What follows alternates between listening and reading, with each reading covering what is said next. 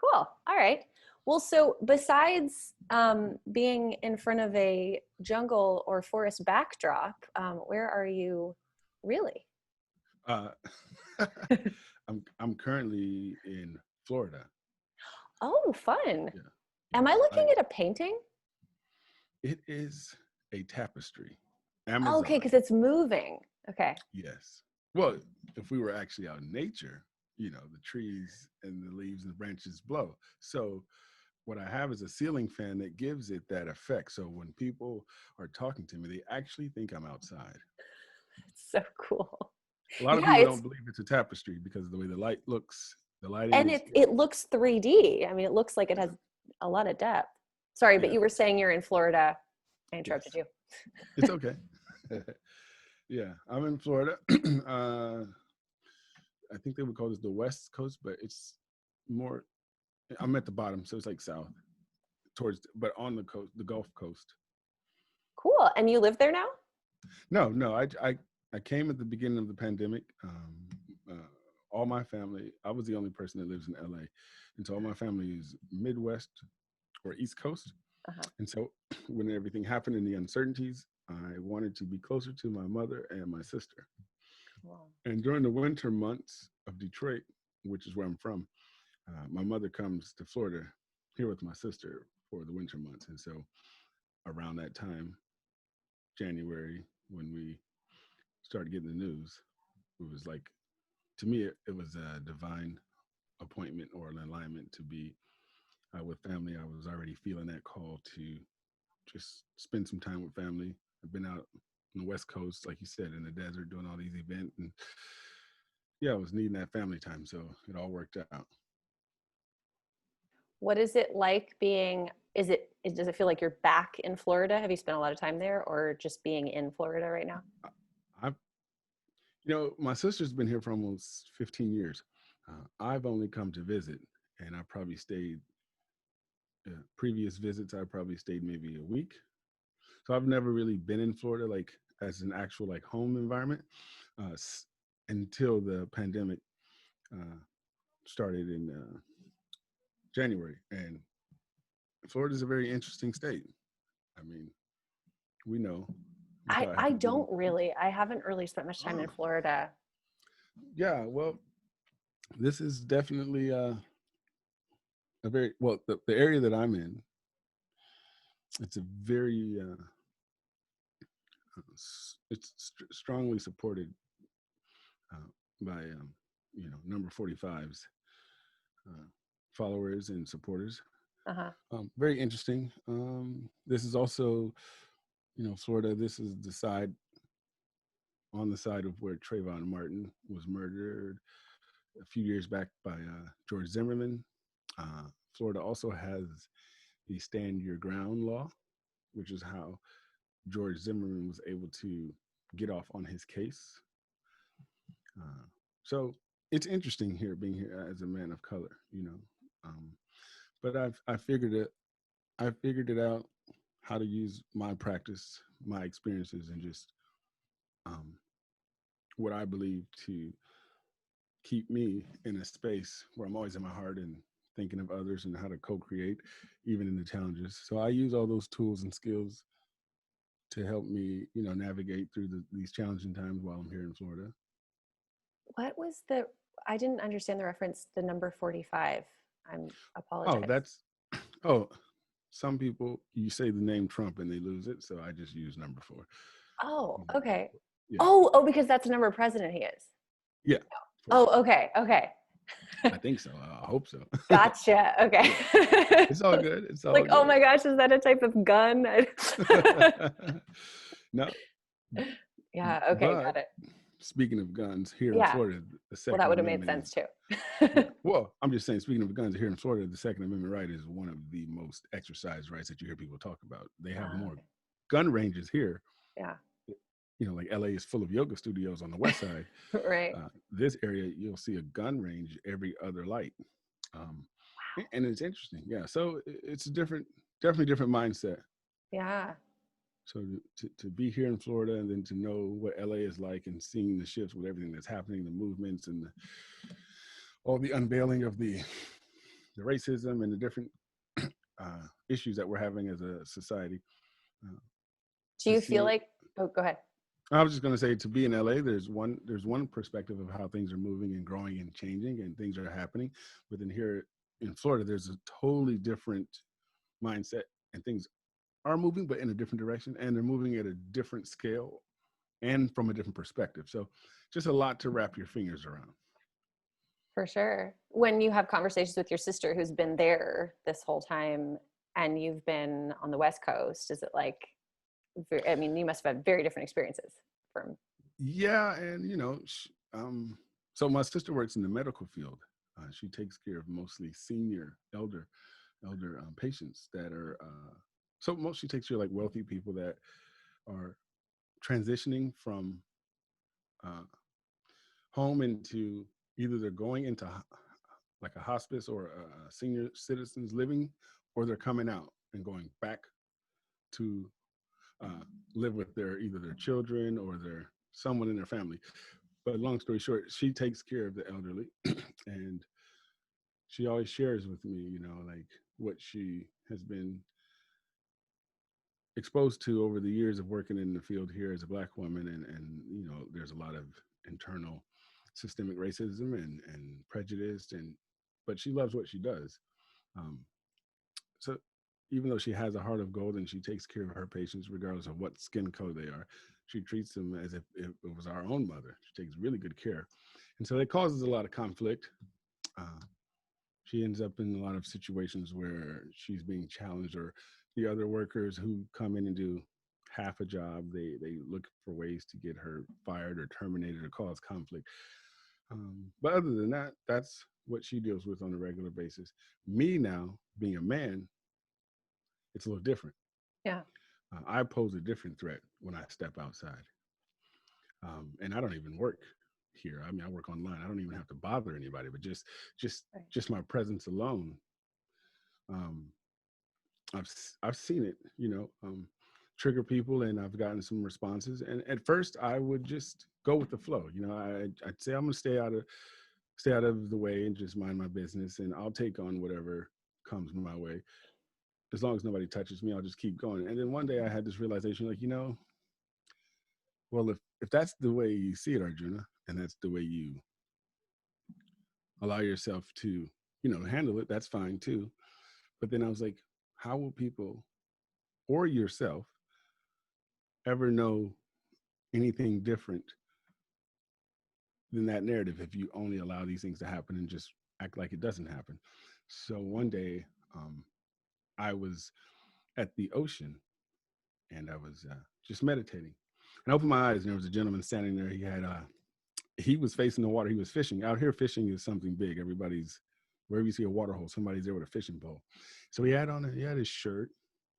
And on the back of his shirt, it said, Magma, Make America Great 2020. It had all the, the sayings. Yeah. And I was like, wow, this is interesting that he's 10 feet away from me. And I was like, well, I come out of my meditation and he's here. And then, the mind goes and I have my thoughts. And I was like, well, I asked myself, I said, I can challenge this in a very loving way. I said, what if I just greeted this person? Like, just walked up to him in a very friendly, loving, kind way and just saw him as another human being and spoke to him. So that's what I did. And and I captured it on Instagram live. And it was a powerful moment, because when I did it, a lot of people that were viewing the live were like, oh man, be careful or don't do it. Right? Like, or, when I kind of panned and showed people what I was getting ready to do, everybody had their perspective. And I said, well, we all will never know. And if that's the narrative we all sit with, and if that's the way the world, my mind was like, how will the world shift or change if we're only going to follow the current narratives, right? And just accept them as so. And I was like, I feel like I've been on a spiritual journey long enough to be able to trust in love in my heart and what I've learned over the years. And so I put it to test, and I let other people see it in real time. So I approached this gentleman and I said, hey, how are you? And he turned around, he was shocked. He was about 5'5". I'm like 6'4". So even the Oh, I size, didn't realize you were that tall. Okay. yeah. So I mean, he's a grown man. So, I mean, to I've have stood another, by you, but I guess. but we all feel the same size when when you're in mantra, Yeah. everybody feels expanded. So that's a whole nother, we can talk about that later. But no, it was just really powerful to see, he was thrown off at first. He didn't know what to say. Um, and his first response was, well, I'm just waiting for my wife to come back from the gun range. And I was like, wow, I'm like, hello, how are you? That's your And that's, opener. yeah. So I knew right then, I was like, you know what? I said, you just got to hit him with the love right now. If that's where he's coming from, then, so instantly I was just like, oh, well, cool, man. I said, I didn't want anything. I just came over to speak to you, acknowledge you. I said, I was on my Instagram live talking to friends, and, we were talking about how society has created this narrative that people that believe what you believe or support who you support, clearly it's all over you. And someone that looks like me, knowing the state of Florida and what's happened and what has happened here and the certain mindsets, I said, but I wanted to change that narrative in real time. I wanted people to see that you can still treat each other like human beings, regardless of what you believe and what I believe, and we can still co-create. So I said, hey, I just want to tell you, how are you? And I just want to acknowledge you as another human. I don't really care about what you're wearing. And I was like, how does that feel? And he paused and he was just shocked. He was like, wow. He was like, I never really thought about it like that. It feels good. I said, I'm just acknowledging you as another human being. How does it feel to be treated like another human, like just seen as a human? And in that moment, people started putting all the hearts on the, on the live, and people were like, wow, that's amazing. So it just changed. For me, it was a huge awareness and eye opener. Because I feel like so many of us, even in our own personal communities or our family dynamics, are divided because of the political belief system and where we're putting our attention, or who we think could change our world or our nation. And so to have that happen and realize just because somebody believes in something or votes for somebody, there's more to the story. And when you allow the human to human experience, and we take away the titles, colors, and all that, all you have is a heart and another heart. And that's what happened in real time. So I thought that was profound. That was really courageous. Wow. Yeah. Yeah. I mean, not, courageous in a sense where obviously he wasn't going to like assault you, but courageous in a sense that, you didn't know how that was going to turn out. Yeah. Well, it was risky just Yeah. knowing I'm in Florida. I had a cell phone. I'm big. It could have been, right now, with everybody looking for cell phone moments, to Yeah. capture, to show how intense our society is. Yeah, that's why I knew I needed to move fast. Once I made the introduction and he said what he said, I was like, okay, it's time to activate that heart energy. So, but Arjuna, where my name comes from, the Bhagavad Gita, is a spiritual warrior. Yeah. Uh, I felt like, well, this is the environment that I'm in. Dharma, or my duty, is being called, and it, just like in life, you become a parent, you have to protect, provide, and so there are some things that naturally we're just called to do based on our purpose in life or the choices that we make. Wow.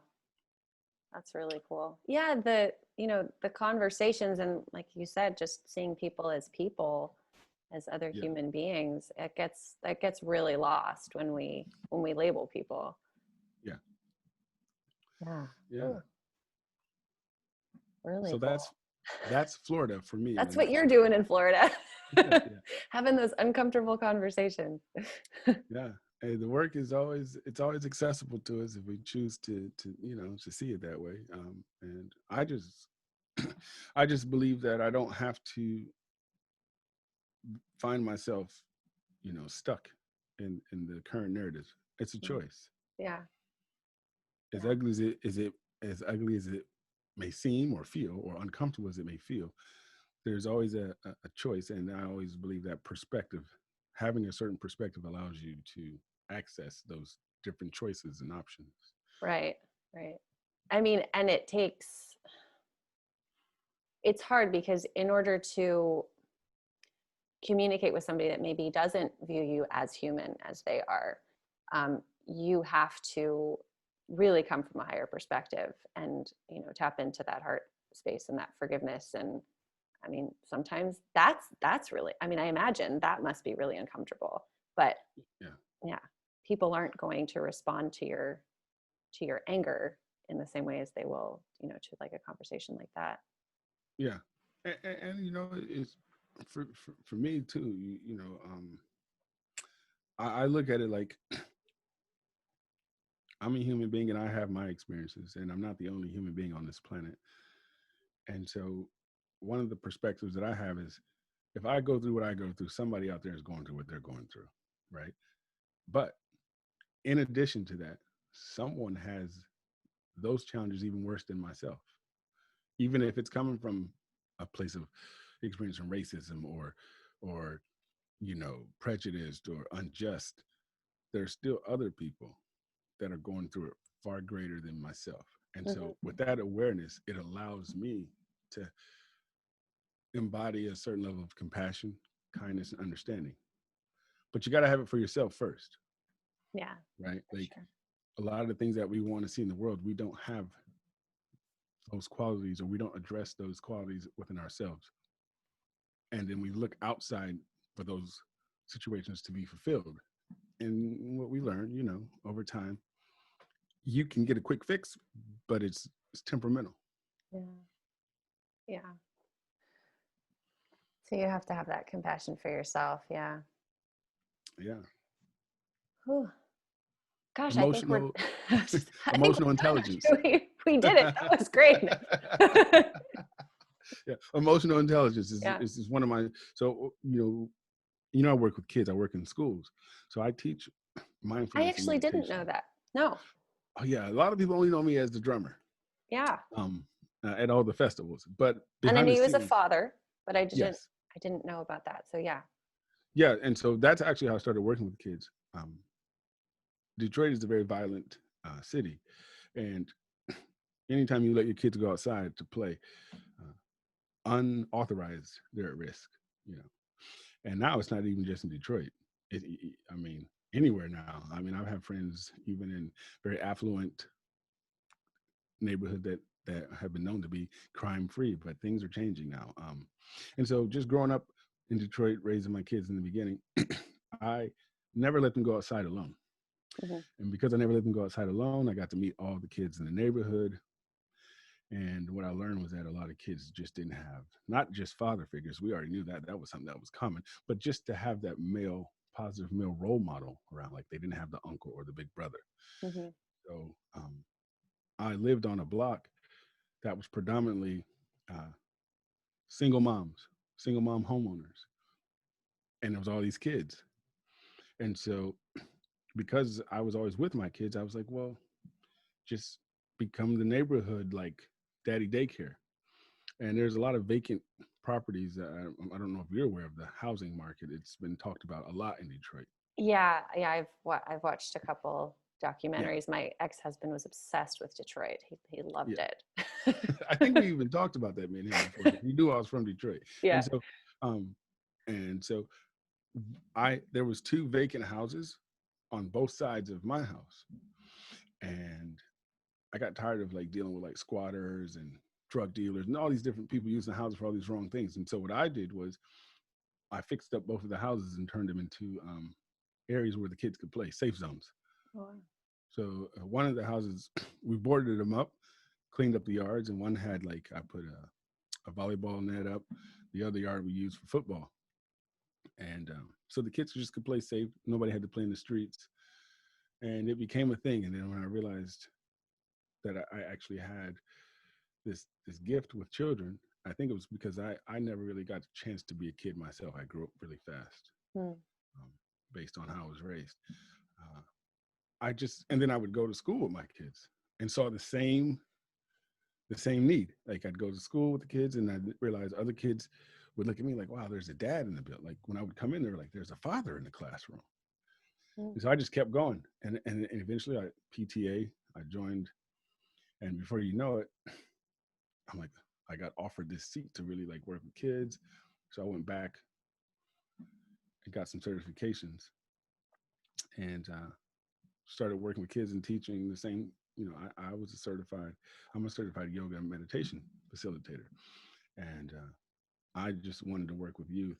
I was working with my own kids. And so I took these same tools that I was sharing with my kids into the public schools. And then one thing led to another. And now I teach in a lot of schools in LA. Like right now, I'm virtually teaching online, Oh. but I teach teachers, facilitator, staff, and students how to use meditation and mindfulness as ways to deal with these current times. And just these are the skill sets that we need when life throws those curveballs. And I was like, well, if we can teach the kids these tools early on, we don't have to wait for things to be at this dire or like catastrophic moment. How can we work with mental health? So it was like, give the kids these skills now, so when they get older, we make better adults. That's so cool. Yeah. So. I think you had talked to me a little bit about that before. Now that it's sort of, I'm reminded. It was brief because I think your son was like little, one at the time. Yeah. Was running around, and I think I kind of, we would have those little quick moments in between setups and things like that.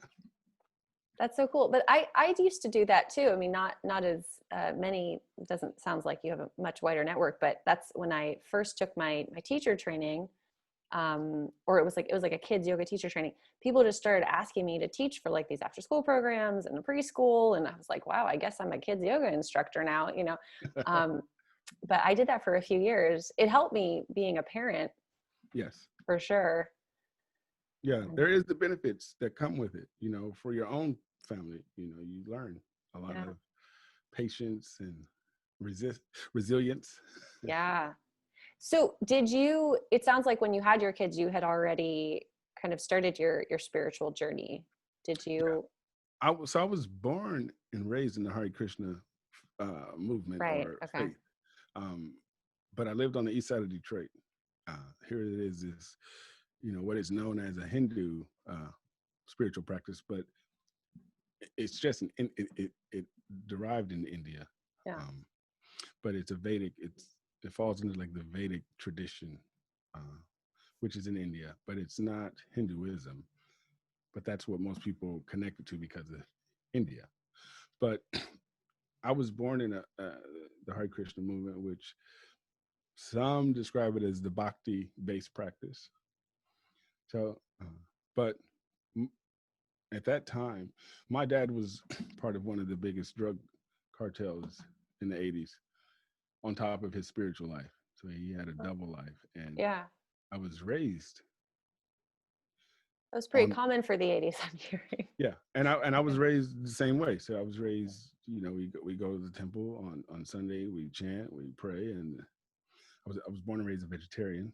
So certain things were already implemented, but then Monday through Saturday, my daddy would bring me with him to accompany him and show me the ropes. I didn't know that I was being trained to be next at the throne. Of course, that wasn't something I would have chose, but I wanted my dad's love, and I saw all my brothers. And so you automatically just, for me, it was like, well, I just wanted dad's approval, and I wanted to be a part of the family functions. And so I just accepted it, even though it never really felt true in my heart. So I never gave up the practice of bhakti or kirtan or chanting. But then I started experiencing the same thing that we're seeing in the world inside the Hare Krishna movement, the racism and the neglect. And no one really taught, I think at the time, my family or my mom and I have a sister and a brother. We were like the second or third only family in the movement at the time in Detroit. So there was never really conversation on how to apply these practices living in the heart of Detroit. But Detroit is mostly Black. What was the community? Well, the temple community was predominantly white and Indian. But Detroit is predominantly Black, but it's also white. So it's mostly predominantly white and Black. And at that time, so. Wow, what an interesting community to be part of in Detroit. Yeah, and so you can only imagine, for me, like what was the conversations in the neighborhood? Like people were like, what's going on? My mom dressed a certain way. She followed the practice, so she dressed in attire that didn't at all resonate with anything around me. So as a kid, I was always bullied and picked on and teased. And, my mom didn't drive. My mom split when I was 1. So we caught the bus everywhere. And so on Sundays, my mom would be dressed in her Indian attire, and, people just were like, what is going on? Yeah. So it was hard. It was hard, but somehow I was able to get through it, move through it, grow through it, and have all these amazing stories to tell. Yeah. Wow. That's so, I love doing this podcast because I learn so much about people, but I'm just, and I laugh because not because it's necessarily funny, but I don't know. I think life is funny. It's like cute God humor. Oh no, I get it. I laugh at the story every time I tell it. I'm like, man, but even it's like like flashbacks. you're born into a place that is one of the few places in the United States where you wouldn't be a minority. Right. But then you're in a community where you're a minority. Yeah. Yeah. That's really interesting to me. Wow. So is that still something that your family is part of? Just my whole family, no, just my mom. So it was my dad. My dad met the Hare Krishnas at a university lecture that he was attending, where he met the guru, or the person responsible, the priest that was responsible for bringing the Hare Krishna movement to America in the early 70s. Okay. And then from there, he introduced my mom to the practice. But definitely he put a spin on it, a twist. And like you see in a lot of these spiritual communities, a lot of unveiling has been happening. Yeah. Truths are coming out and things are being exposed. So that's kind of like what happened for us. And that's what happened with the Hare Krishna movement. A lot of different things that were happening, a lot of sexual abuse and just defile and things that weren't aligned. Mm. And you see it growing up as a kid. It's interesting with when you're a kid, and I don't know if anybody's listening to this. When you're a kid, you see things, you don't understand them, but then there's a part of you as a kid that it just something doesn't align. It doesn't feel right. Yeah. But who do you tell, right? When you're a kid, it's like, who can you really like? As kids, we talk about it, but then who's the grown up that we can tell? Right. Well, especially if that's normal. Right. So now you feel stuck, trapped. You don't know what to believe. Nothing feels right, but you don't have a voice. And so that can bring on a lot of different internal suffering, depression, suicides. I mean, just self-hate. I experienced it all. I never got into the suicidal state, but I know a lot of kids that grew up in the Krishna movement with me did. I lost a lot of good friends just because nobody listened. And to this date, they had nobody that really took leadership and confronted these acts, unjust acts to these children, all these children. Yeah. And so it that in itself made me as a parent have a zero tolerance for anything around kids that was dangerous, harmful, so I've ever since I've had my children, I've always been an advocate for youth. That's really cool. Yeah, there's so much that was coming out in the Kundalini Yoga community recently, and I'm actually, the next conversation I'm having is with somebody who grew up in that community. It's my friend. Yeah. But this is, the same themes, that not a lot of listening, but now there is more listening going on. Yeah. And so it's interesting because I got really interested in, I don't know if you would consider it a cult, but I mean, we throw that term around, that the 3HO or whatever, it was a cult but different cults. So I started listening to this cult podcast just to familiarize myself with what that meant and what other people's experiences were of it. And I remember listening to one, the kid who grew up in the Hare Krishna community. Yeah. Yeah, Really? There's so many different layers to this stuff, and you know, it's interesting how people they fight it, you know, when they hear about it. And yeah, what I always find intriguing is just like religion, right? When we talk about religion or spiritual practices, all these different spiritual practices from Buddhism to Taoism to Christianity to Muslim, like the underlying spiritual teachings are very similar, right? There's a correlation.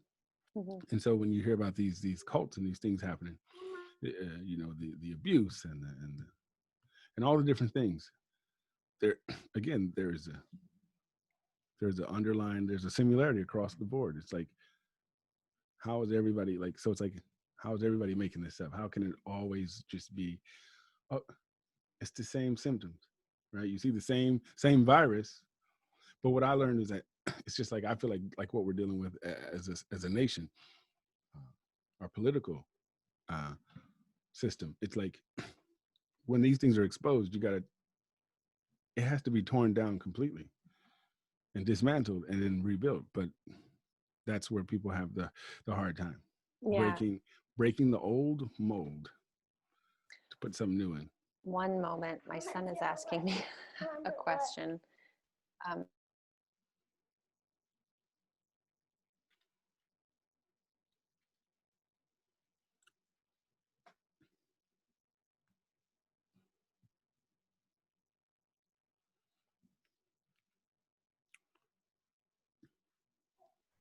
thank you. Yeah, no worries.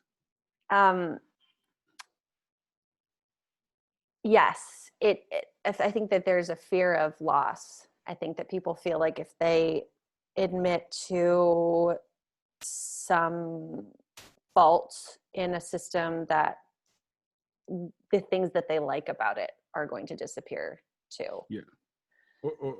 Or then what, you know, this is something that me and my mom talk about all the time. You know, because my sister, I have a sister, you're younger than me, and I got an older brother. My sister she was impacted by it in a way that she didn't really continue to further the practice when she was old enough. And something that we talked about, especially being here, quarantining, we're all together, right? So me, my mom, my sister. So there's nowhere to run. All we can do is talk about our lives. And so there's been conversations like, oh, well, Mom, how did you not see this? You know, my sister would ask, like, how did you not, and why did you not leave? And listening to my mom and just observing, and what you realize, my mom was young in her 20s, and she had dedicated her life to this practice. She'd given it her all. So it's like, what I was able to gather from her story was like, well, what do you do then, right? So if somebody's believed this all this time, then it questions your whole life, like everything about you. And I think that's the hardest part for most people. It's like, I'd rather take the blame, the shame, versus just being this lost soul out here. And then where do you pick up and where do you go from there? Because when you do your background, you'll realize that all these organizations or spiritual, whatever you want to call them, they have their dark closets. Yeah. How did you contend with that? Me personally, I talk about it. You know, I used everything. I used my size. I used my strength. I used my will. You know, I was never.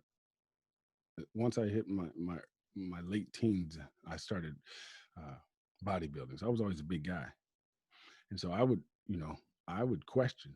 I started asking people questions. I started asking, like, hey, I'm old enough now. Like, you can't keep shoving this, excuse my French, this shit. Yeah. You know. It's okay. The podcast is explicit. Okay. You won't be beeped out. Yeah. So I was like, you can't keep shoving this shit down my throat. Like, come on, I'm around now. Like, I'm old enough. We're grown. Like, let's talk about it. And so, being able to address it, but also I understood that These are human beings. Again, going back to the human, right? The human flaw. And I was able to separate the spiritual current or the spiritual frequency from the human frequency. Um, and when I was able to do that, I was able to just find the practice for myself and tap into what it was from the practice that attracted me, which was the mantra, the kirtan, the singing, the playing. Um, and I left everything else alone, you know. And I was able to take the teachings and find the I was able to find how to use the teachings in the way they were supposed to be used. I had no motives. I wasn't trying to become a guru. I wasn't trying to lead a tribe or take advantage of anyone. I just simply loved, being able to bliss out and play mantra music. So that was where I stayed. And so that's how I'm able to still, honor those those parts of it. Yeah, there was a little, I felt myself separate to a degree, but it's no different than, like I said, what we're dealing with as a society. It's like it feels bad, it's wrong, and we want answers, but that how long will I carry this hate or hurt or suffering because I didn't get the answers that I wanted, or because of the things that happened? Like, at some point, when do I free myself? Yeah. Right. Because I was like, I don't want to be one of the kids that I've heard stories about where they've carried it for so long and then they're bitter or they commit suicide or they're depressed. I was like, nah, I got to find another way to cope with this or grow through this and Yeah. heal from it. So what I started doing was reaching back out to all the youth. And I started publicly saying certain things. And the youth that grew up around me, they're like, or the years before me, they're like, wow, Arjuna, you're using your voice. And that's how I was able to give back and help. And by doing that, it helped me. So, yeah. Yeah. I was doing a breathwork session with my friend a few years ago, a few weeks ago. She was leading it. I was doing the breathwork, and it gets you into this kind of almost psychedelic kind of space. I mean, yeah. And the message I got, because I was having issues with my dad, which I just sort of see as parallel to what you just were saying, like that I was upset with him for not being able to love me in the way that I wanted him to, and or express it. I know he loves me, but the message that I got in the breath work was like, you have to be the one to show people how to love, because you know more. They don't have that capacity yet. So yeah. And then everybody has a different perspective of what love is. Right. Yeah. A lot of the kids that I grew up around, love had a very defiant and dirty description. Because some of the abusers, that's the way they introduced it, was, hey, this is from love, this is from care. They made you think it was natural. This is how it's supposed to work. Right. That's what you hear that a lot when you learn about people that have been sexually abused. Their abusers always they attach the good feelings to it, or oh, because I care, or you're special, and so then we wonder why, as we get older, and you hear about these relationships that are dysfunctional, and people think everybody has the same meaning of love, or what care is, or this person is special to me. Some of these words, we use them very loosely, and we think collectively everybody's on the same page, but completely different. Because my definition of love is so not what the average person thinks. Right. Love for me meant keep your ass 150 yards away from me. Because my dad showed it to me in a very toxic way, and then growing up in the movement was another toxic way. And yeah, so I spent about 10 years trying to really unlearn and relearn love. Huh. Wow. So you were in it your whole life, yeah? Like Yeah, it's been a part of my life. Like now to this day, my mom still chants, still does the offer. She's still an active member. Oh, okay. Okay. So Hmm. she sees some of it, but she also feels a value in it and continues. Yeah, interesting. Yeah, it is what it is. I don't judge her for it. You know, I've learned to understand that to ask somebody to just take 30 years of, you know, spirit, we're not talking about like a job. We're talking like spiritual belief. Like this is supposed to be Yes. the highest path that we can take, right? Is our spiritual practice. So to ask somebody to just can it after 30, 40 years, that's a tough one. Mm-hmm. Yeah. So Yeah. I've just Well, had to find forgiveness and be able to love her regardless.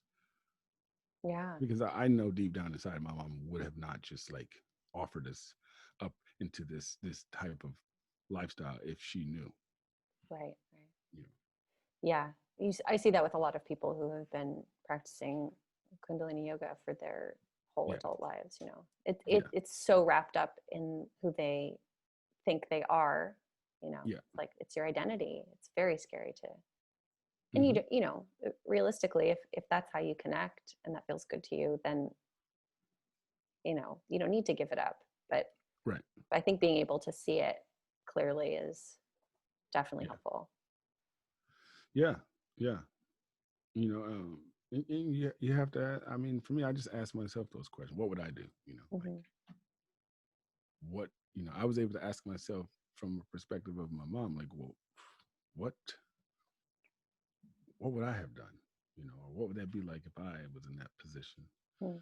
And how can I have some type of understanding, compassion? Because, like I said, in order to give it, we have to find it in ourselves first. Yeah. So, like even your shift, you know, I read a little bit about it on Facebook, and I was like, oh, okay. And I wanted to commend you for taking that big leap and standing in your power and what you believe to be true. You know, I heard things about 3HO, you know, because I recorded with White Sun and we won the Right. Grammy, and Yeah. then I had my own experience with how I was treated, and notice I just disappeared. Right? Things just happened. I was like, oh wow, this, and then that happened. And Yeah. but you know, I, I believe in choosing. My mom used to always tell me, you know, choose your battles wisely. You know, I was able to make it out of there with just the experience that I had and what I heard. But Hmm. um, outside of, yeah, you know, outside of the music, I never really bothered anything further. But I saw, Yeah. I Yeah. was able to see the same thing that I saw growing up. So I was like, ah, yeah. Yeah. It But you was know, new for me, so I didn't see so clearly at first. Yeah. And yeah. my And then mhm, oh, I was gonna say my kids have the same kind of thing that you do because they, you know, they grew up in it. I mean, yes, they're very young, so it's not like it's gonna be their whole childhood, but you know, they have the names, so they yeah, they still have the remnant, you know, yeah, the residue of that they get to live with and tell their story about. So yeah. And you know, and then we get to ask ourselves, you know, when you think about life and all the different tragedies across the globe, you know, like why are we here?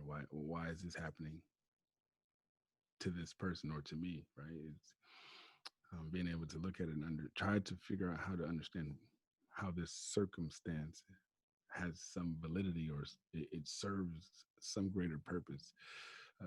That's always the space I find myself like, why did I have to go through that? hmm, What's the message behind it? And how do I use my story? yeah. Well, interesting that you saw it so clearly because of your past. Yeah. And I think for me, what I got from that is that suffering is all around us. And some of us have to have the experiences to help others, right? Mm-hmm. So some of us, what's that saying? Take one for the team. Someone Yeah. takes one for the team. So someone has to have the experience in order to help change it or direct other people, you know, teach other people. So, you know, I've learned to stop fighting with it from a from how would I say it, from an intellectual perspective or from an emotional perspective, and I start looking at it from a spiritual perspective. Mm. You know, because That's it, the because I've been, the next way to look at things. Yeah. yeah. So What were you going to say? Sorry. I was just thinking, I was like, you know, the things they say, the things that don't kill you make you stronger. I mean, that's not always a beautiful place to be in, but definitely see the strength and the value of me being able to use my voice to help others that have experienced the same thing, or taking those experiences that I had as a kid and now working within the schools. You know, you can see signs. Mm-hmm. You know, like I can go into a school and sit in an auditorium with 3,000 kids and be able to pretty much call out which kids are going through some really dark times within the household. Yeah. And sometimes, you know, you see things you don't want to see, but life, right? You can't save everybody, but Mm-hmm. you can just use your voice to be a light. Mm. Yeah. Thank you so much, Arjuna, for being willing to do this and share with me. This has been really fun for me. I hope. Yeah. Like I said, you know, I for me, it was like, when I saw the notification and got tagged, I was like, oh wow. But then when I connected, you know, the experience you recently had and the transition you just made, I was like, that's another warrior. I'm like, I know that story. Mm. I don't know it to the degree you tell it, but I know that story. Like I know that transit, I know that space. So it's like, that's another hero. Mm.